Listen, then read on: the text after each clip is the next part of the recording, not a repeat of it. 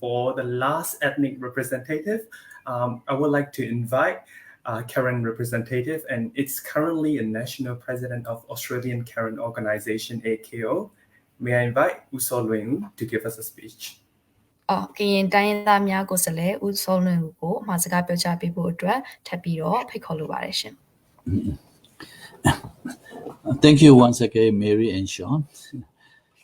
First and foremost, may I begin in paying my respect to the past and present of the traditional owner of this land on which we have gathered. Thank you to the CRPH-NUG Support Group Australia for organizing this program and giving me this opportunity to share about the current political crisis in Myanmar, especially within the ethnic states such as Karen State. As we are aware, the situation in Myanmar has reached a point of crisis. Since the coup d'etat in February on this year, the Myanmar military Tatamaro has continued its violent crackdown on the protester, leading to hundreds of deaths and thousands of disappearances. A crisis of this scale requires a quick and responding action, as many thousands of people who have been displaced by the violence are in urgent need of our assistance. Since the crackdown has continued to internationalize, there have been a number of war leaders who had remained silent as public general lead Myanmar to a humanitarian catastrophe. In providing you with an update on the current situation, I wish to point out that the media report we have heard to date can be seen as only a small fraction on the actual brutality which is occurring in the ethnic states. For the Karen state in particular, these occurrences have sadly become a second nature to our people since 1949. However, as recent as last week, worsening military offenses in the conflict-torn Chen state have left thousands without homes and enough food to survive. The increased presence of the military junta soldier is depriving civilians of their rights to live safely. The place of worship, including predominantly churches in the Christian minority state, and over 254 homes have been burned to the ground with the local religious leaders targeted. We have learned that adoption in the Chen state are widespread, and the number of who kills in the custody of the junta are growing, and pose yet another threat to civilian safety and security. The CHRO, Chen Human Rights Organization, confirmed that one of the 7 detainees who were taken on the 1st November has been killed. And although the junta use to human shields is forbidden by the first protocol of the Geneva Convention, the region continues to target civilians by forcing them to lead a combat through the unfamiliar territory. In the Karen state, Loga had been used as a human shield at least 4 times recently. Civilian adopted from their villages are rarely heard from or seen again, as families are left without information about their whereabouts or condition. This was the case of the 19 detainees as witnessed by the Karen National Defense Force. Within the Karen state, since 27 March this year, known as Armed Forces Day, the military airstrike and ground offenses by the troops in the Mutro Papon district of the northern Karen state have resulted in the numerous civilian casualties and the displacement of the over 70,000 people.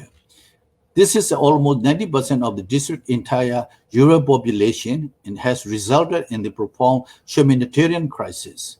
The excessive force and non-stop airstrike against the armed civilians in Mutro and Clary 2 district of the northern Karen state have led to the death of many children, students, and also the destruction of the school, residential home, and villages. These acts of terrorism are clearly a deliberate violation of domestic and international law. The Myanmar military continues to commit crime against humanity and the murder innocent children while conducting airstrike on the ethnic community as they contravene the Geneva Convention.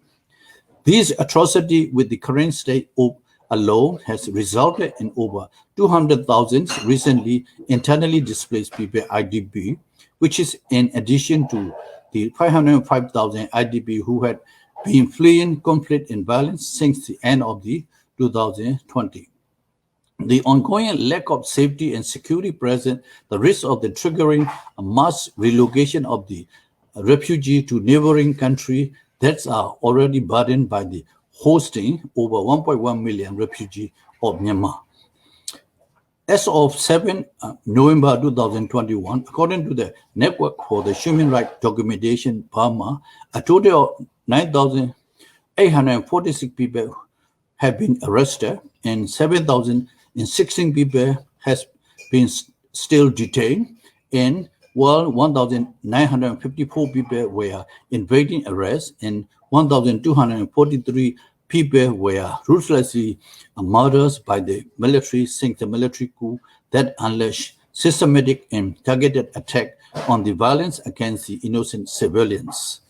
In relation to the need for food, medical and emergency assistance, the Special Advisory Council Myanmar reported on the 29th October 2021 that the people of Myanmar are the brink of the salvation and in urgent need for medical supply and food after months of sustained assault by the junta forces. And they have asked the UN Security Council to finally issue a resolution to consolidate international action towards resolving the crisis of Myanmar.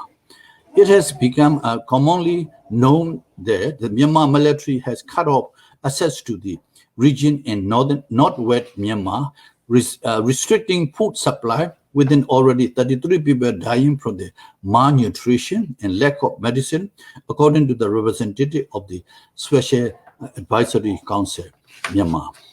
The current crisis of Myanmar requires significant attention and action in a national and global level, as the National Unity Government Foreign Minister Dawzin Maung has stated.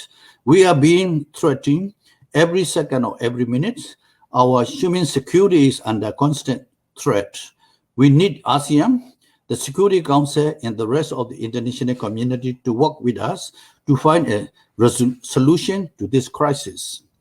So in summary, I wish to request Australian government and UN member states to adopt a UN Security Council resolution on Myanmar crisis immediately, to recognize this illegality of the Myanmar military coup, to impose armed embargo and targeted sanctions against the 10 current and former military officials and military-owned companies, to release State Councillor Daw Aung San Suu Kyi, President U Win Myint, and all political prisoners immediately, and to provide humanitarian assistance, particularly to the Karenni state and all ethnic area in Myanmar, which is being subjected to the Myanmar military offenses.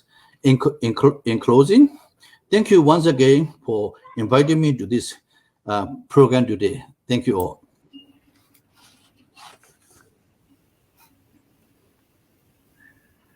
Thank you, Lwin Oo. And on behalf of all our viewers and organizers, I would like to say a huge thank you to all the ethnic representatives for taking your time and coming here today to our event.